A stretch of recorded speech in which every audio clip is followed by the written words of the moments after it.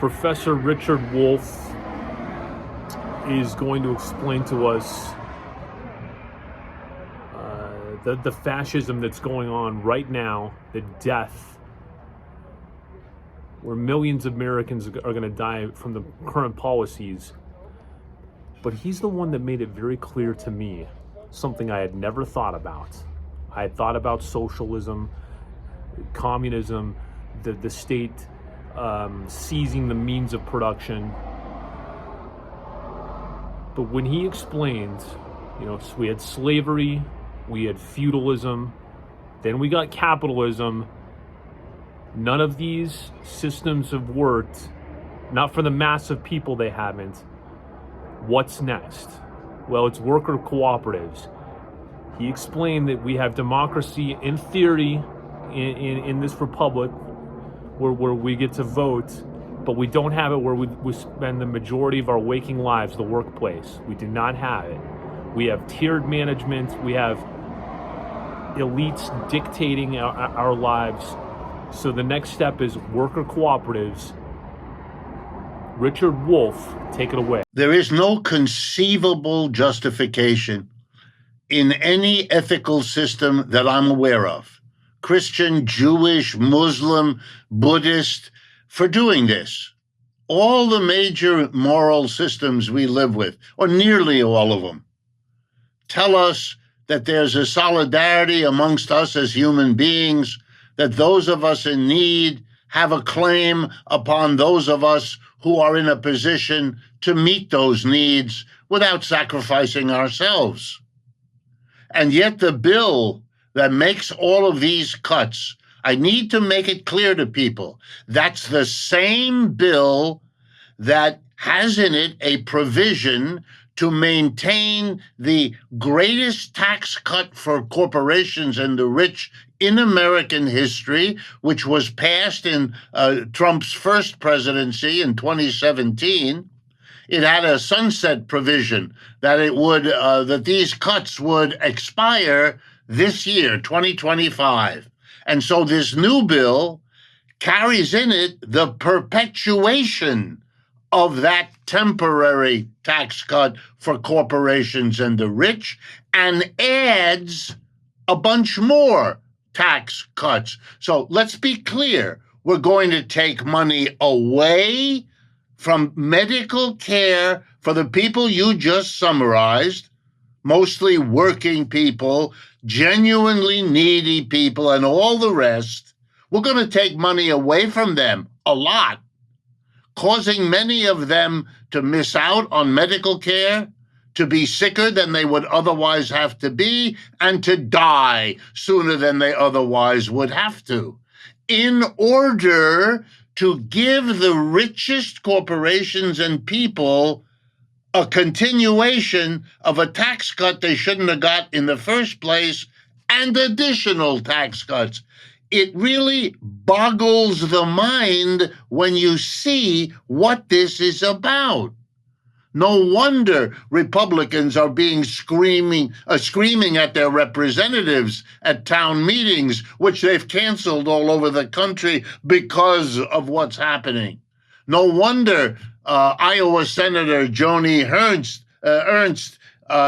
has, how shall I put it, destroyed her own reputation for the rest of her life, and certainly for the rest of her political life.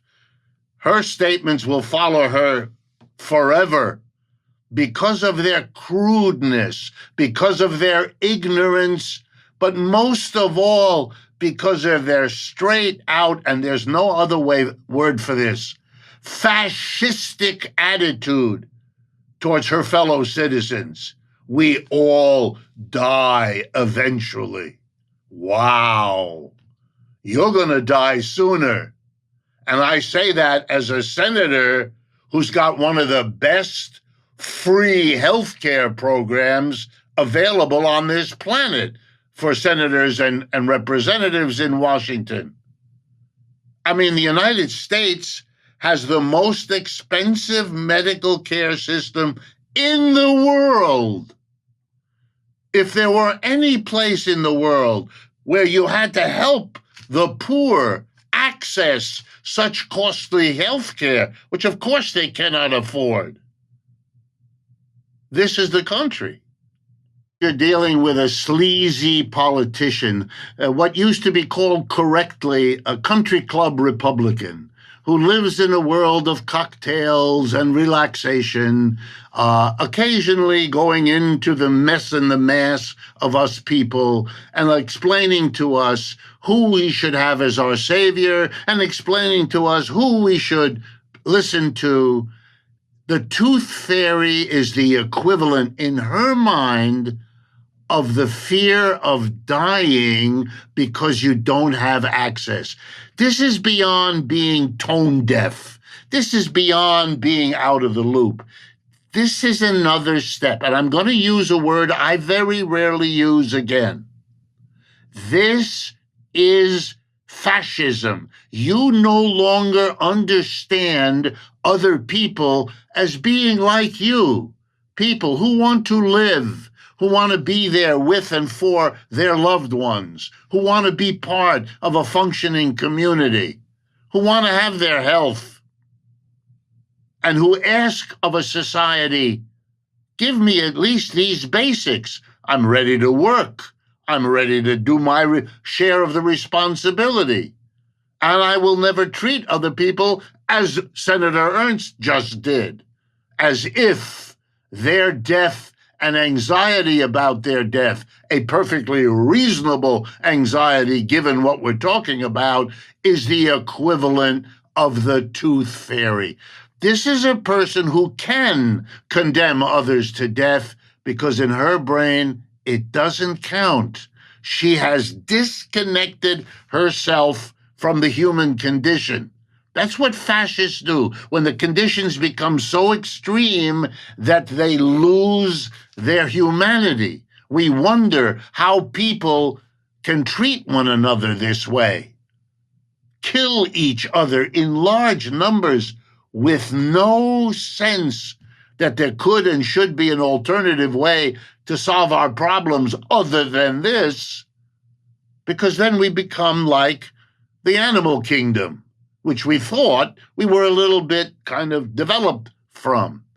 It's horrible to watch. And that such a person should be, to do what she did with that remark was catastrophic. To follow it up by making it worse, and doing it in a cemetery, so it's just, it reminds me of the worst examples of German, Italian, Spanish fascisms when you had this kind of behavior in which there, but for the grace of God, a statement that comes out of the Christian religion is something they don't have any relationship to anymore. The irony, the hypocrisy of ending with my Lord and Savior. That's what she is, the Christian who can mouth the words, but has no connection anymore to the very honest idea that lies behind them.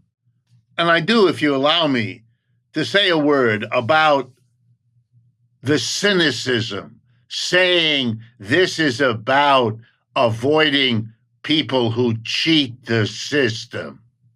My God. You know what that shows you? They've got nothing. So they come up with this because this is the kind of thing you say when you've got nothing to say about it. Every system has people who cheat it and game it. Millions of Americans game the tax system in this country 10 ways. Should that mean we don't have a tax system? Of course not. Millions of people cheat at every conceivable opportunity.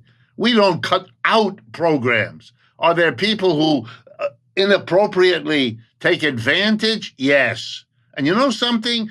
Every bureaucracy knows that, and every bureaucracy has within it offices, people, and procedures to avoid that as best they can. But to use it suddenly as a basis for denying people access to health care by the millions because some cheat Well, we know what that is. That's the excuse that fascists use when they kill whole villages because somebody in the village resisted.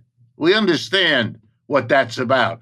That's a kind of terrorism. And that's what we're victims of in this country by what is going on here. And it's a statement that this country no longer has the capacity to take care of its people. You know, this country became great because it took in waves of immigrants, year after year, decade after decade. Most of the people watching this program, listening to this program, can trace their ancestors back to some immigrants that came to the United States and found a way to work and earn an income and get an education. And it made this country great. Now that we are no longer doing that, now that we have a government whose number one priority is to deport immigrants, let me be the economist for a moment. You know what that means?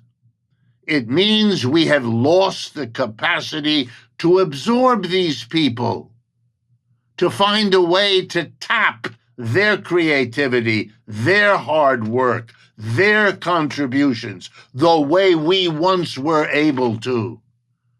The deportation of immigrants, like the abandonment of poor people who now can't get medical care in this country that claims it's the richest in the world. I mean, it isn't anymore, but it still claims it. It tells you that what we're seeing is a shrinking of American capitalism. And when the empire of this country declines as it is, and when this capitalism declines as it is, nothing is more typical of a declining empire than seeing that the people at the top, the richest, the most powerful, they're the ones who can hold on to the riches the empire gave them. They're the ones who can hold on to their position because that's what their position gives them, power and influence. And so they offload the costs of decline on those who can't protect themselves. Immigrants without the legal right to be here. Poor people without enough money to access medical care. That's all that's happening here. A horrible turning in on itself and against itself by a declining capitalism, which will continue to do so unless and until the mass of the people understand what we're seeing and saying and change the system. There is no alternative. Here's the irony. Margaret Thatcher invented the TINA. There is no alternative.